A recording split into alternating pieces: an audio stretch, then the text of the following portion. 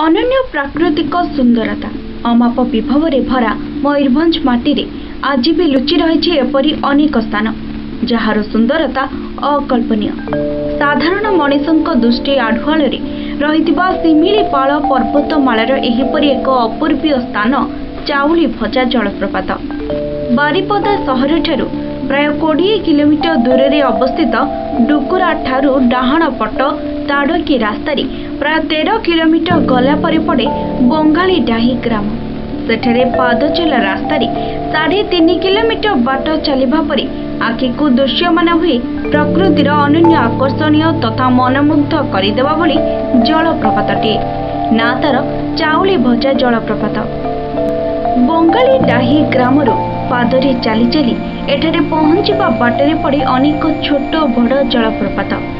ବୈଜ୍ଞାନିକ ଅନୁସନ୍ଧାନ ଅନୁସାରେ ମୟୂରଭଞ୍ଜରେ ରହିଥିବା ଶିମିଳିପାଳ ଜାତୀୟ ଉଦ୍ୟାନରେ ରହିଥିବା ପର୍ବତମାଳା ହିମାଳୟ ଠାରୁ ମଧ୍ୟ ଅଧିକ ପୁରୁଣା, ପ୍ରାୟ 3 ବିଲିୟନ ବର୍ଷରୁ ଅଧିକ ପୁରୁଣା ବୋଲି ଜଣାପଡ଼େ।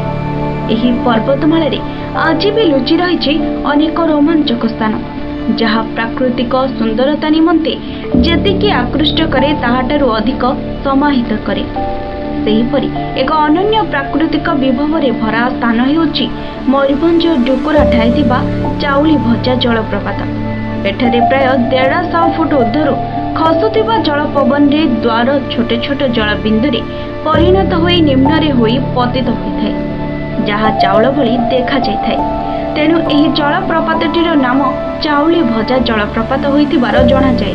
ସ୍ଥାନୀୟ ଅଧିବାସୀଙ୍କ ଭାଷାରେ ଏହି ଜଳପ୍ରପାତଟିକୁ ହବଳ ବୋଲି କୁହାଯାଇଥାଏ, ଯାହାର ଅର୍ଥ ମଣିଷ ମୁଣ୍ଡ। ଜଳପ୍ରପାତରେ ଚତୁଃପାର୍ଶ୍ୱରେ ଘେରି ରହିଥିବା ପସ୍ତରମାଳା ମଣିଷ ମୁଣ୍ଡ ପରି ପ୍ରତୀୟମାନ ହେଉଥିବାରୁ ଏହା ହଳପ ନାମରେ ମଧ୍ୟ ପରିଚିତ। ଚତୁର୍ଦିଗରେ ପରିବେଷ୍ଟିତ ସୁଦୂର ପ୍ରସାରୀ ବନାଞ୍ଚଳ ନଭସଚୁମ୍ବୀ ପର୍ବତମାଳା ମଧ୍ୟରୁ ବୋହି ଆସୁଥିବା ପବନର ସୁଶବ୍ଦ ମତୁଆଲା କରିଦିଏ ଏଠାକୁ ବୁଲି ଆସିଥିବା ପର୍ଯ୍ୟଟକମାନଙ୍କୁ। ଏହି ଜଳପ୍ରପାତର ଉପର ପାର୍ଶ୍ୱରେ ରହିଛି ଆଉ ଏକ ଜଳପ୍ରପାତ ଯାହାର ପର୍ବତ ଶିଖରରୁ ଲମ୍ବ ପ୍ରଦାନ କରିବା ଭଳି ପ୍ରତୀୟମାନ ହୁଏ। ସ୍ଥାନୀୟ ଅଞ୍ଚଳରେ ଏହି ଦୁଇଟି ଜଳପ୍ରପାତ ମଧ୍ୟରୁ ଗୋଟିଏ ହଳବ ବୋଲି କୁହାଯାଉଥିବା ବେଳେ ଅନ୍ୟଟିକୁ ଚାଉଳି ଭଜା ଜଳପ୍ରପାତ ବୋଲି କୁହାଯାଇଥାଏ। ତେବେ ସମୁଦ୍ର ପତନ ଠାରୁ ପ୍ରାୟ 320 ମିଟର ବା 1050 ଫୁଟ ଉର୍ଦ୍ଧ୍ୱରୁ ଝରି ପଡ଼ୁଥିବା ଜଳଧାରା ଶିଖରରେ ବହୁ କଷ୍ଟରେ ଆମେ ପହଞ୍ଚି ପାରିଛୁ। ସେଠାରୁ ନିମ୍ନରେ ରହିଥିବା ସୁଦୃଶ୍ୟ ପର୍ବତମାଳା, ବିକ୍ଷିପ୍ତ ବନାଞ୍ଚଳ ଓ ଜଳପ୍ରପାତ ଆଦି ସୃଷ୍ଟି କରୁଥିଲା କେଉଁ ଏକ ସ୍ୱପ୍ନ ରାଜ୍ୟର ଧ୍ୱନି। ଅପରୂପ ସୌନ୍ଦର୍ଯ୍ୟରେ ଭରା ଏହି ଜଳପ୍ରପାତଟି ଆଜି ମଧ୍ୟ ଲୋକଲୋଚନରୁ ବହୁ ଦୂରରେ। ମୋ ନାଁ ହେଲା ରତ୍ନାକର ବେହେରା। ଆମେ ଆସିଥିଲୁ ଖୁଣ୍ଟାସିଏସିରୁ ଆଉ ବୁଲିବା ପାଇଁ ଆସିଥିଲୁ। ଜାଗା ବହୁତ ଭଲ, କିନ୍ତୁ ୱାଟରଫଲ୍ ମାନେ ଆମେ ଡେଷ୍ଟିନେସନ୍ ପହଞ୍ଚି ପାରୁନୁ କାରଣ ରାସ୍ତା ବହୁତ ଖରାପ।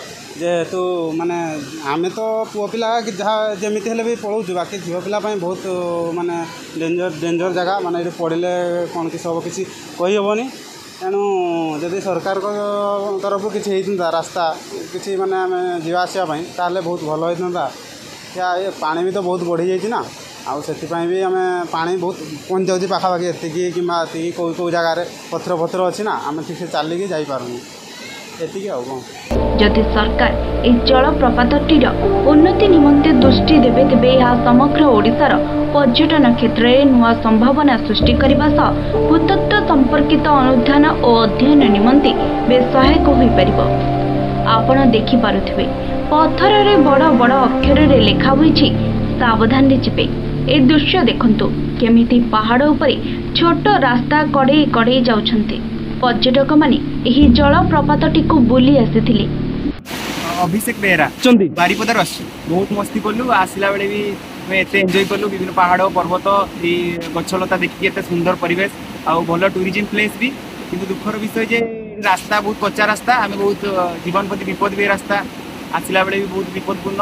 तो आम नवेदन कर सरकार को जे बहुत शीघ्र जदि पदक्षेप ने नुआ रास्ता सब एपटे कच्चा रास्ता को सुधारी पारे ताले बहुत लोग आसीपारे और आहरी एंजॉयमेंट अधिका हो। निशा सेवन ठारू दूरे रुहतु, कारण निशाशक्त व्यक्ति मानक निमंते ए जलप्रपात बेस विपज्जनक।